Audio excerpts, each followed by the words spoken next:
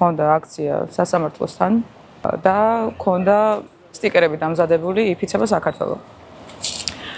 ჩვენ თვითონ მონაწილეებსაც და ყველასაც მქონდა გაკრული სტიკერები, აი მუცელზე ზურგის მხარეს და ასე შემდეგ, მაგრამ ერთ-ერთ ადამიანს, რომელიც შემდგომში აღმოჩნდა პოლიციელი, ვცადე რომ ზურგზე გამეკრა სტიკერი. აღმოჩნდა რომ ეს იყო პოლიციელი, თუმცა იყო სამოქალაქო ფორმაში. ამის შემდეგ ისე რომ ვერც გავიაზრე როგორ განვითარდა მოვლენები, დამაკავეს და გადამიყვანეს სამმართველოში. აღმეჩნდებოდა მხოლოდ მცირე ჩალურჯებები იმ მომენტში მიღებული იყო ეს დაზიანება, როცა დამაკავეს. აი ხელებზე, ეხებზე, უბრალოდ დაკავით პროცესში, როცა აპირებდნენ რომ ჩავეს მანქანაში, მაშინ მიღებული დაზიანებებია.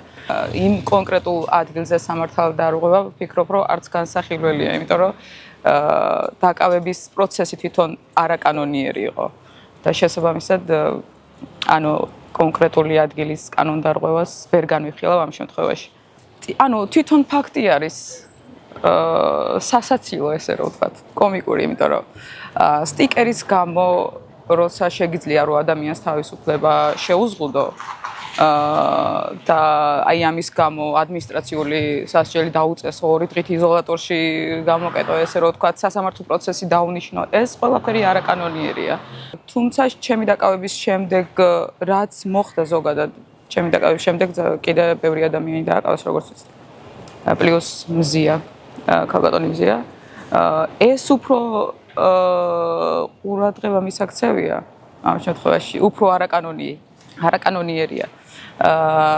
მე ესე რომ ვთქვათ, თითქოს მსუბუქი ფორმით შევხვდა აი ამის ფონზე ეს კანონდარღვევა. დიახ. მახსოვს, როცა ადვოკატი შემოვიდა ჩემთან სასაუბროდ, პირველი ფრაზა რაც მითხრა იყო, რომ შენ შემდეგ დააკავეს ძალიან ბევრი ადამიანი. 7 თუ 8 იმ მომენტისთვის ეს მონაცემები იყო.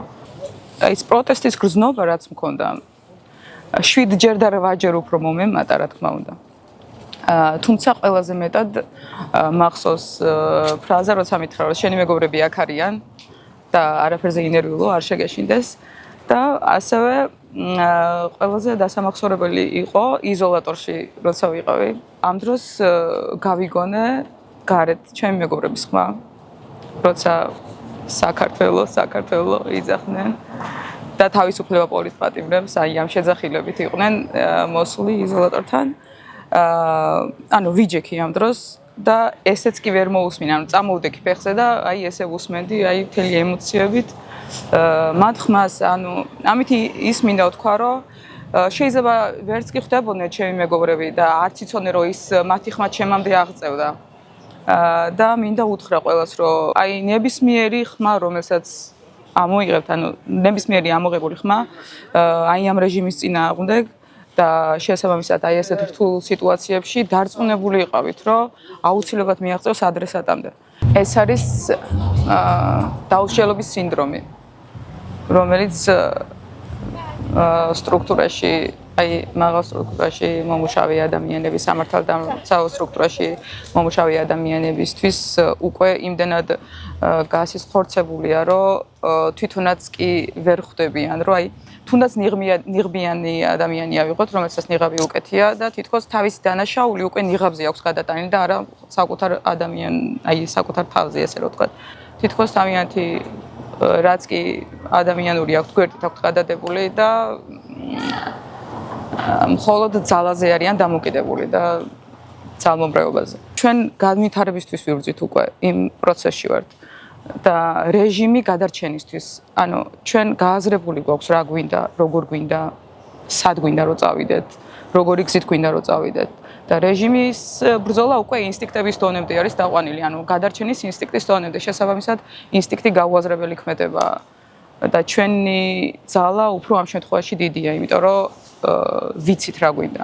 იმ ღამეს პირველი დაკავებული მე ვიყავი, შესაბამისად, ანუ არ მქონდა არავითარი ინფორმაცია რა მოხდა ჩემს შემდეგ. ჩემს საკანში თუ როგორ უნდა ვთქვა, საკანი ალბათ. წინასწარ დაკავების საკანში როცა გადავედი, მაშინ აღმოვაჩინე, რომ ჩემი კარის მოპირდაპირე მხარესაც ქალბატონი იყო დაკავებული და აღმოაჩინა რომ ეს იყო მზია. ადამიანი, რომელიც საკანში ყოფნისას мотиваციას აძლევდა სხვას. ანუ მე იმ შემთხვევაში, როცა ვიცოდი, რომ ჩემი თანამებრძოლიც იქ იყო, ანუ ჩემთვის мотиваცია იყო და სტიმული ყველაფერთვის. ბათუმელები რეალურად აშუქებს, რაც ხდება, როგორც ხდება, რა თქმა უნდა, მათთვის ერთ-ერთი დამაბრკოლებელი ძალა იყო. შესაბამისად, აი გადაწყვიტეს, რომ აი ამ გზით რაღაც გაეტეხათ. დიახ. თუმცა როგორც ხედავთ, ამას ვერ მოახერხებენ, იმიტომ რომ მზია იქიდანაც აგრძელებს ბრძოლას. ერთ-ერთი მაგალითი შემიძლია თქვა, სასამართლო პროცესზე წიგნით როგორ დამარცხოთ დიქტატორი რო გამოვიდა. სხვათა შორის იმ დღეს მთელი ბათუმის მასშტაბით არც ერთ წიგნების მაღაზიაში ეგ წიგნი უკვე აღარ მოიპოვებოდა. ანუ იმის თქმა მინდა, რომ უკვე სიმბოლოა ეს ადამიანი და მისი ყველა ქმედება სიმბოლოა. და ესეთი ადამიანები გვყავს ჩვენ აქციებზე, როგორც მზია. ჩემთვის პირადად მზია ნამდვილად სიმბოლოა თავისუფლების. თავისუფლება მზიას, თავისუფლება პოლიტპატიმრებს.